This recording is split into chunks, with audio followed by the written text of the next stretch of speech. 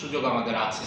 এটা আপনাদের নলেজে আসলে আপনি ওই অফিসার বা ওই মামলা সম্পর্কে আমাদেরকে জানালে আমরা তাদেরকে প্রতিকার দেব। আর যারাই সুনির্দিষ্ট বিষয়ে যদি বলেন আমাদেরকে, ইন জেনারেল আমাদের মামলাগুলো সম্পর্কে আইডিয়া আছে, সুনির্দিষ্ট বিষয় যদি থাকে আমাদেরকে জানালে আমরা কিন্তু তার প্রতিকার দিতে আমরা বদ্ধপরিকর, আমরা কাজ করে যাচ্ছি। মাননীয় আইজিপি, আমি জাস্ট বৈষম্য বিরোধীর ঘটনা একটা জিনিস জানার জন্য, সেটা আপনি বলেছেন যে আমরা কেউ ফেরেশতা নই, আমাদের মতো ত্রুটি থাকতে পারে যেহেতু মানুষ হিসাবে।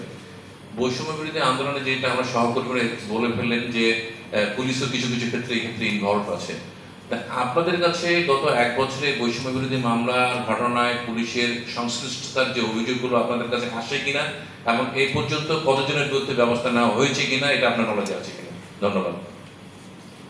আমাদের ইয়েতে আছে এখন পর্যন্ত ওইভাবে ইনভলভ হয়েছে আমাদের কাছে সরাসরি আসে নাই, তবে আমরা জানি ডিএমপিতে কিছু ওসি বদলি হয়েছে, এই কারণে সাব ইন্সপেক্টরদেরকে সরিয়ে দিয়েছে। প্রত্যেক ইউনিটেই তারা কিন্তু তাদের ওন ক্যাপাসিটিতে এটা করেছে। আমাদের কাছে ওইভাবে ওই রিপোর্টটা ওরকম করেনি, এটাকে normal day to day activities হিসেবেই তারা এগুলো করেছে। এগুলো কিন্তু আমাদের আমরা যতদূর জানি আমাদের সব লেভেলেরই যারা ইউনিট প্রধানরা এই ব্যাপারে সোচ্চার আছে। আসলে তাকে অ্যাভয়েড করার সুযোগ আইনগতভাবে আপনার নাই, কিন্তু সারা দেশে, ঢাকা সহ সারা দেশে যে চর্চা চলছে সেটা হচ্ছে পুলিশের কাছে মামলা দিতে গেলে বলে যে একটা অভিযোগ দিয়ে যান, সেই অভিযোগটা থানায় কাগজে রেকর্ডে এন্ট্রি হয় না, সেই কাগজটা হাতে দেওয়া হয় একজন সাব ইন্সপেক্টরকে, আপনি দেখে এসে জানাবেন। এটা 15 দিন, 10 দিন, 20 দিন হয়ে যায়, পরে ওই কাগজটা পাস কেটে যায়, ওই লোক আর খোঁজ খবর করে না। এখন এই যে মামলা রেকর্ড না করে অভিযোগ নিচ্ছেন এবং সেই অভিযোগ তদন্তের নামে সময় ক্ষেপণ করছেন, এই ক্ষমতাটা বাংলাদেশের প্রচলিত কোন আইনে ওসিকে দেওয়া হয়েছে? এটা দেওয়া হয়নি, এটা অন্যায়। এরকম হয়ে থাকলে আমরা জানলে আমরা এক্সপেনশন কল করি, এবং এরকম আমরা বেশ কয়েকটা থানার ভারপ্রাপ্ত কর্মকর্তাকে বিভাগীয় মামলায় রুজু করেছি তার বিরুদ্ধে। এই অভিযোগে যে উনি অভিযোগ পেয়ে সেটা মামলা না করে প্রাথমিক অনুসন্ধানের জন্য সাব ইন্সপেক্টরকে দিয়ে দিয়েছেন, এর কোনো সুযোগই নেই।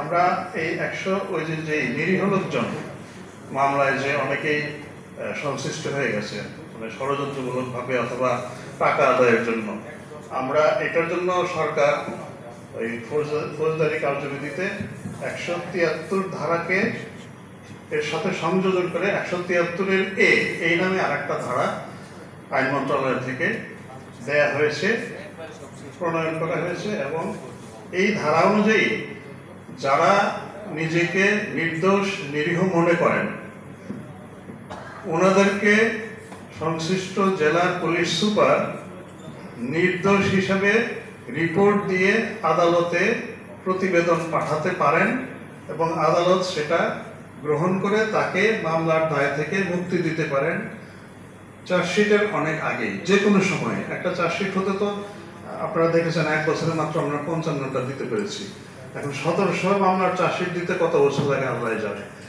সেই জন্য এই নিরীহ নির্দোষ লোকদের হয়রানি থেকে বাঁচানোর জন্য এই বিধানটা সরকার করেছেন।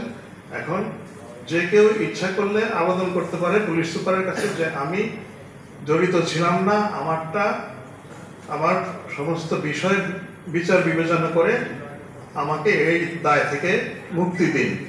এসপি তাদের এই কেসগুলো আলাদা করে বিবেচনা করে আদালতে ইন্টারিম রিপোর্ট বলে, ইন্টারিম ইনভেস্টিগেশন রিপোর্ট, অন্তর্বর্তীকালীন ইনভেস্টিগেশন রিপোর্ট পাঠাতে পারেন, এবং আদালতও সেটা গ্রহণ করে এদেরকে দায় মুক্তি দিয়ে দিতে পারেন। আমরা অলরেডি 173-এ ধারা অনুযায়ী 136 জনকে অভিযোগ থেকে আদালত অব্যাহতি দিয়েছে আমাদের রিপোর্টের প্রেক্ষিতে, এবং আমরা আরো 236 জনের আবেদন বিবেচনা করছি।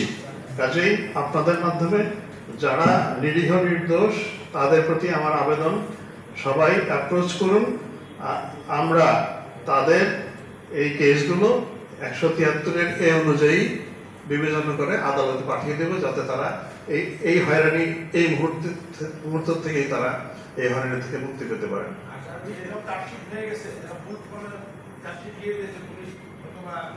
হয়ে গেছে সেটা আদালতের উপরেই আসলে ওনারাই করতে পারবেন।